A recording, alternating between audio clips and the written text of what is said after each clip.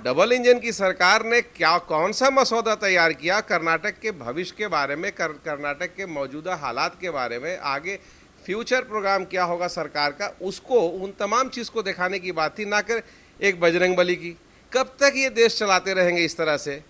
अयोध्या खत्म हो गया, कांग्रेस पार्टी ने आरएसएस पर भी बैन किया था। कांग्रेस पार्टी ने जो कहा है वो करने का काम करती है। आज बैन करने की बात है तो बहुत सारी तंजीम ऐसी है जिसको कांग्रेस ने इमरजेंसी में बैन भी किया था। क्योंकि फेनेटिज्म, जहां कट्टरता की बात आती है वहां कट्टरता नहीं चलेगा। ये देश ताना बाना से बना है, ये देश सूफी संतों का देश है, ये देश गंगा जमुना तहजीब का देश है। इस देश को हम यूं ही नहीं बर्बाद होने देना चाहते। और आज ज़रूरत है भारत को बचाने की।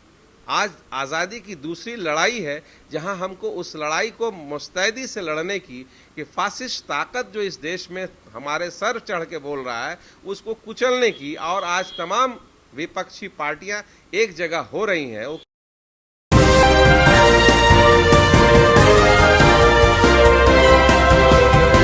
पलपल न्यूज से मैं हूं आपके साथ नदीम अकरम।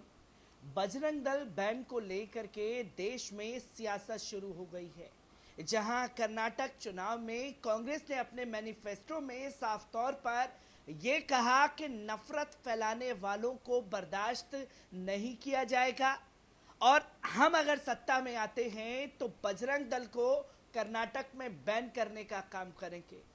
अब मैनिफेस्टो में यह ऐलान था कि भारतीय जनता पार्टी हो, चाहे आप बात करें तमाम हिंदूवादी संगठनों की, सड़क पर उतर करके उपद्रव मचाते हुए हर जगह दिखाई दे रहे हैं। जहां देश के प्रधानमंत्री ने तो बजरंग दल को बैन करने को लेकर के कांग्रेस के ऊपर यह आरोप लगा दिया कि कांग्रेस जो है वो बजरंग दल को नहीं बल्कि बजरंग बली पर ताला लगाने जा रही है। कांग्रेस जो है अब पूरी तरीके से जय बजरंग बली बोलने पर रोक लगाने वाली है। इसी पर बात करने के लिए मेरे साथ एआईसीसी मेंबर इंतखाब आलम साहब मौजूद है। किस तरीके से देखते हैं कांग्रेस ने यह ऐलान किया और फिर उसके बाद इस तरीके की सियासत शुरू हो जाती है कि बजरंग बली से इस पूरे मामले को जोड़ दिया गया? देखिए, सबसे पहले आज प्रेस दिवस है, विश्व प्रेस दिवस। मैं आपके माध्यम से तमाम प्रेस के मित्रों को बधाई देना चाहते हैं। कांग्रेस पार्टी का कर्नाटक चुनाव में जो मैनिफेस्टो है, जाहिर सी बात है कि कांग्रेस जो कहती है वो करती है। और इस मुद्दे को भी रखा गया है जो प्रतिबंध का मामला है बजरंग दल का। तो जाहिर सी बात है कि वैसे संस्था, चाहे वो किसी जमात का हो, किसी धर्म का हो, जो समाज में तनाव पैदा करता है, उसको प्रतिबंध करना अनिवार्यतः सरकार की जवाबदेही बनती है।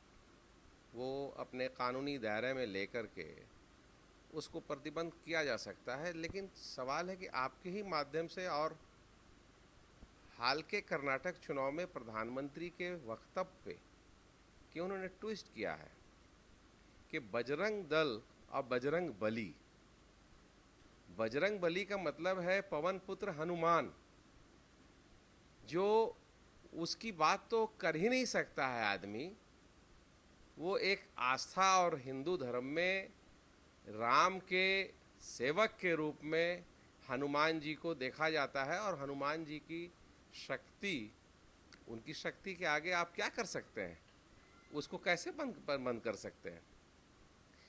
तो ये देश के नेता, हमारे देश के प्रधानमंत्री ने उसको ट्वीट किया है हल्का सा, कि बजरंग दल को नहीं, लोग बजरंग बली को बंद करना चाहते हैं। प्रधानमंत्री जी, अभी भी सचेत हो जाइए, देश कहाँ जा रहा है। कर्नाटक चुनाव में जिस तरह से हमारी नेता प्रियंका गांधी ने उन बातों को दिखाया है, सुनाया है कि प्रधानमंत्री आके कहते हैं मुझे गाली दी जाती है, और एक नहीं 91 गाली। और हमारे राष्ट्रीय अध्यक्ष मल्लिकार्जुन खड़गे जी ने कह दिया जिन बातों को, तो अब 92 हो गया। तो वो 91 और 92 की लिस्ट बना रहे हैं। वो लिस्ट बनाना चाहिए कि वहाँ सरकार जो भारतीय जनता पार्टी की थी उसने क्या किया। और डबल इंजन की सरकार ने क्या कौन सा मसौदा तैयार किया कर्नाटक के भविष्य के बारे में, कर्नाटक के मौजूदा हालात के बारे में, आगे फ्यूचर प्रोग्राम क्या होगा सरकार का, उसको उन तमाम चीज़ को दिखाने की बात थी, ना कि एक बजरंगबली की। कब तक ये देश चलाते रहेंगे इस तरह से? अयोध्या खत्म हो गया, क्या बजरंगबली जय श्री राम से ज्यादा शक्तिशाली हो गए? आज जय श्री राम का नारा जो कमजोर पड़ रहा है, इसीलिए बजरंगबली का नारा ले रहे हैं। ये धार्मिक नारे के आड़ में कब तक इस देश को गुमराही के लाइन पर लेते जाएंगे? हम नहीं समझते हैं कि उसका असर अब जनता पे पड़ने वाला है। जनता बिल्कुल समझ चुकी है कि जनता बेरोजगारी, महंगाई, भ्रष्टाचार, इन मुद्दों पर वोट दे रही है और कांग्रेस में सरकार जो है कि कर्नाटक में निश्चित तौर पर कांग्रेस बनाने जा रही है। इसलिए वो बौखला गए हैं और उनके नेता अनर्गल बयान दे रहे हैं। उनके नेता तो अनर्गल बयान दे ही रहे हैं, पर तस्वीर यहाँ ये भी देखने को मिल रही है कि जैसे ही बजरंग दल का नाम लिया तो बजरंग दल के तमाम कार्यकर्ता जगह जगह कांग्रेस के पुतले फूंक रहे हैं, राहुल गांधी के पुतले जला रहे हैं, प्रियंका गांधी के पुतले जला रहे हैं। पर बजरंग दल पर आखिरकार बैन क्यों लगना चाहिए? क्योंकि ये लोगों के जहन में सवाल है कि बजरंग दल को तो अब इस तरीके से पेश करने पर भाजपा लग गई है, खासतौर पर जिसे हम गोदी मीडिया कहते हैं, वो बजरंग दल के गुणगान करती हुई दिखाई दे रही है। देखिए, आपको बताएं, बजरंग दल अभी बिहार में 2 डिस्ट्रिक्ट में दंगा फैलाने का काम बजरंग दल के ही माध्यम से हुआ था, जो अखबारों में भी आया और वकालत खाना में भी ये चर्चा हुई। कोर्ट ने भी इसको दलील दी और सरकार भी मानी कि बिहार शरीफ और सासाराम में जिन घटनाओं को बजरंग दल ने सुनियोजित तरीके से, देखिए इनके यहाँ ट्रेनिंग दी जा रही है और वो नौजवान आज गुमराह हो गए हैं। वो ट्रेनिंग लेके वो हल्के माने 13, 14, 15 साल, 16 साल, 18 साल के बच्चे को जिस तरह से मोड़िएगा वैसे ही मोड़ देगा। तो इनके यहाँ शिशु मंदिर स्कूल जो है, हम समझते हैं कि जो पाठशाला है, वो पाठशाला भी अपने आप में एक हिंदुज़्म का जो वक्तव्य देते रहे हैं ये लोग कि हम हिंदू, अरे आज हिंदू राष्ट्र की ये बात कर रहे हैं। कहाँ से हिंदू राष्ट्र की बात को अगर हम अमली जामा अगर हम पहनाई दें तो उससे आप कौन सा विकास की, आप विकास की ना बात कीजिए। आप एजुकेशन कैसे लाएंगे? आप 3 चीज़ है, एजुकेशन हो, स्वास्थ्य हो और आपको अस्पताल, माने ये 3 चीज़ अगर आप फ्री करते हैं, ये मसौदा उठाइए ना कि हम फ्री एजुकेशन देंगे, फ्री स्वास्थ्य देंगे, ट्रांसपोर्टेशन फ्री दे देंगे। सवाल है आज बच्चे पढ़ने के लिए चाहते हैं लेकिन उनके पास पैसे नहीं है। इस ओर आप नहीं आते हैं, आप धार्मिक मुद्दे को उठा देते हैं। और हमको तो ताज्जुब होता है कि इस देश के अंदर हाई इंटेलेक्चुअल, चाहे वो ब्यूरोक्रेसी से हो, टेक्नोक्रेट्स हो, बड़े बड़े लोग हों, वो धर्म के आड़ में आ जाते हैं उनके बहकाने में। और उनको कुछ अगर दे दिया जाता है सर्टिफिकेट, कहीं राज्यसभा और कहीं काउंसिल का मेंबर, तो वो अपनी बात को गुमराह के एक्सेप्ट कर लेते हैं। आज उन चीज़ों को देखना होगा और सबसे बड़ी आपकी जवाबदेही है आज के दिन, चूँकि आज सरहद पे काम करने वाले नौजवान जो देश के जो सरहद की हिफाजत कर रहे हैं वो गोली से कर रहे हैं। और पत्रकार बंधु, आज पत्रकार दिवस है, आज आप कलम से इस देश के आंतरिक सुरक्षा को बढ़िया से आप ताला पहना सकते हैं खामोशी से, लेकिन आज गोदी मीडिया जिस अंदाज में उछल उछल करके, चाहे वो एंकर लड़की हो या लड़का हो, जिस तरह से बात करते हैं, वैसे बात करने का ना तो तरीका इस देश का है, ना सभ्यता है, ना संस्कृति है। लेकिन आप गले में, मुंह में अंदर माइक को घुसा करके अंदर से बात निकलवाना चाहते हैं। ये क्या तरीका है? ये तरीके हमको नहीं समझ में आता। लेकिन आज सच्चाई है कि आप, कांग्रेस पार्टी ने आरएसएस पर भी बैन किया था। कांग्रेस पार्टी ने जो कहा है वो करने का काम करती है। आज बैन करने की बात है तो बहुत सारी तंजीम ऐसी है जिसको कांग्रेस ने इमरजेंसी में बैन भी किया था। क्योंकि फेनेटिज्म, जहां कट्टरता की बात आती है, वहाँ कट्टरता नहीं चलेगा। ये देश ताना बाना से बना है, ये देश सूफी संतों का देश है, ये देश गंगा जमुना तहजीब का देश है। इस देश को हम यूं ही नहीं बर्बाद होने देना चाहते। आज नौजवान पीढ़ी से आपके माध्यम से हम आह्वान करना चाहते हैं कि आज आएँ और सच को सामने रख करके उनकी बात को मजबूती से रखें। आज सहमे हुए लोग हैं, डरे हुए लोग हैं। डरने की कोई ज़रूरत नहीं, मौत एक बार होती है, बार बार मौत नहीं होती है। और आप सच को कहने के लिए सच मजबूती से अपने आप को ताकतवर बनाइए। दूसरी चीज़ ये कि आप जो समाज को छोड़ के जा रहे हैं, आने वाली पीढ़ी आपसे जवाब पूछेगी कि हम अपने समाज के लिए, अपने बच्चों के लिए कौन सी पीढ़ी दे गई। जय श्री राम का नारा खत्म हो रहा है तो बजरंगबली का नारा दे दे, ये नहीं चलेगा। और ये देश की जनता भी समझ रही है। और हम हाथ जोड़ के प्रधानमंत्री से अनुरोध कर रहे हैं, मुख्यमंत्री और गृह मंत्री से अनुरोध कर रहे हैं कि अब वो ज़माना नहीं है। आपको सत्ता के गलियारे में पहुंचाया गया है, आप कोई बढ़िया काम कीजिए। मैं एक आखिरी सवाल आपसे लेना चाहूँगा, क्योंकि लगातार ये सवाल जो है जहन में ताज़ा हो रहा है। लोग सोशल मीडिया के ज़रिए भी कांग्रेस से सवाल कर रहे हैं कि जब कांग्रेस सत्ता में थी तो बैन करने का काम क्यों नहीं किया गया, क्योंकि आप एआईसीसी मेंबर भी। देखिए, कांग्रेस पार्टी जब उरूज पे थी तो सवाल है कि जब आदमी उरूज पर आता है तो इन छोटी घटनाओं को छोड़ देते हैं। और ये चीज़ आज मान लिया वो नहीं मारा गया उस सर्प को, सांप को, तो आज वो फनफना गए।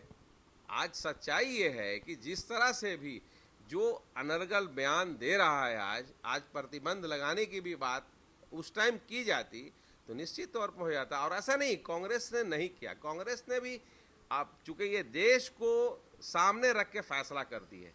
कोई एक जमायत की पार्टी कांग्रेस पार्टी नहीं रही है, समूह की पार्टी रही है। पूरे देश के अंदर सारे लोगों का जो बुनियाद रखा गया है, चूँकि कांग्रेस पार्टी एक तहजीब के रूप में रही है, एक आवाज़ बन के रही है, एक वाणी के रूप में रही है, एक आपको सिस्टम में रहा है। कांग्रेस पार्टी उस निज़ाम को लेके चली है। तो इसलिए हम समझते हैं कि कांग्रेस पार्टी तब भी की थी, कांग्रेस पार्टी आने वाले दिन में करी थी। और आज भारत को कांग्रेस की ज़रूरत है। कांग्रेस पार्टी ने इस भारत में लंबे समय तक सत्ता के गलियारे में रहे और आज ज़रूरत है भारत को बचाने की।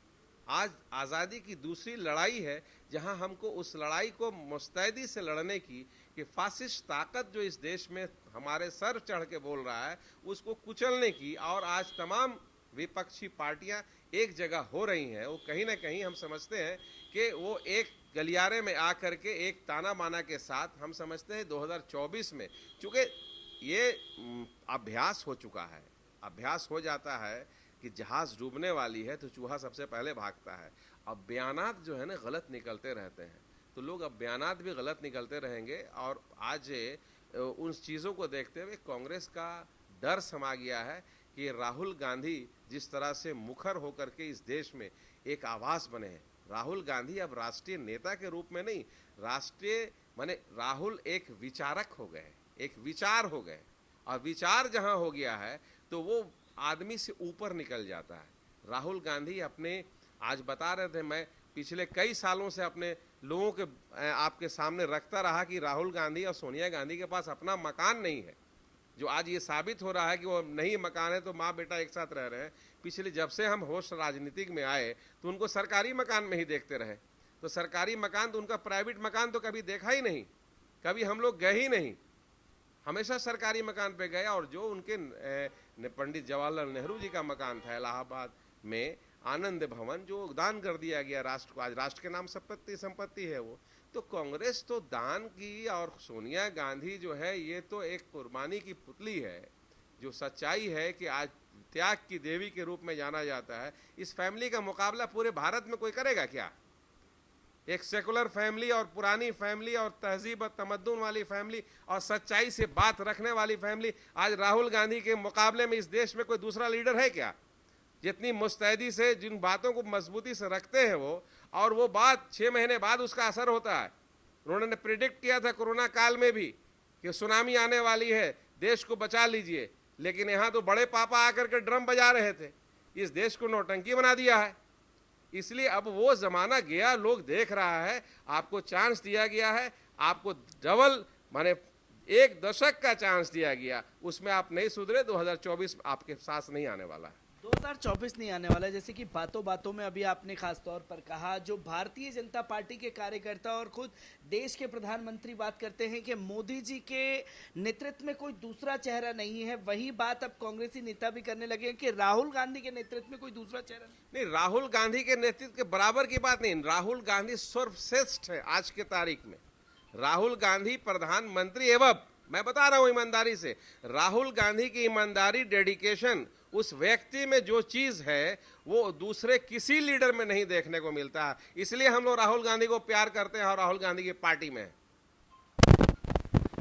एडवोकेट इंतखाब आलम साहब हमारे साथ मौजूद थे, जिन्होंने साफ तौर पर कहा कि बजरंग दल को अगर कोई पार्टी बैन कर सकती है तो वो सिर्फ कांग्रेस कर सकती है, जिसकी बौखलाहट आप भाजपा में देखेंगे, हिंदूवादी संगठनों में देखेंगे।